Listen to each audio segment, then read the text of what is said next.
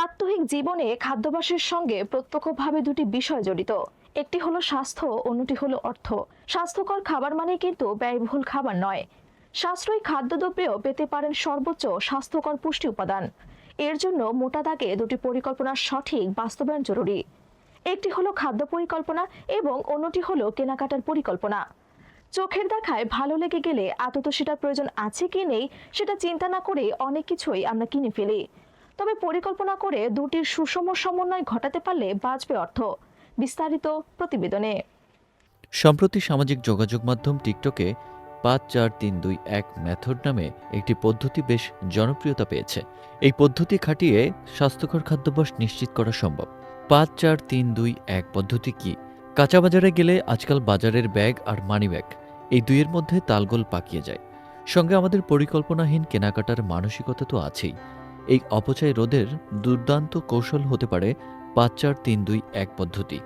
এর প্রবক্তা মার্কিন নাগরিক উইল কোলম্যান। তার প্রস্তাবিত পদ্ধতি মূলত খাদ্যপণ্য কেনাকাটায় সাশ্রয়ী ধারণা। মানুষের দৈনন্দিন পুষ্টি চাহিদার সঙ্গে সমন্বয় করেই ধারণাটি বিকশিত হয়েছে।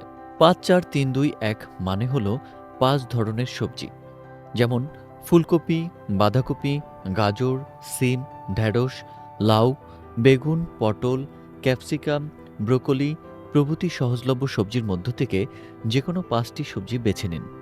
এরপরে রয়েছে ৪ ধরনের ফল। মৌসুম অনুযায়ী তালিকায় রাখুন ৪টি আলাদা ধরনের ফল।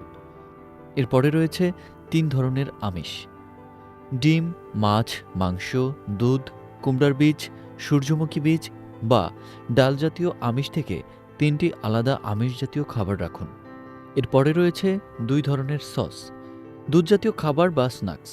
বিভিন্ন সস, চাটনি, পিনাট বাটার, টক দই, মাখন, বাদাম ইত্যাদি থেকে যে কোনো ২টি বেছে নিন।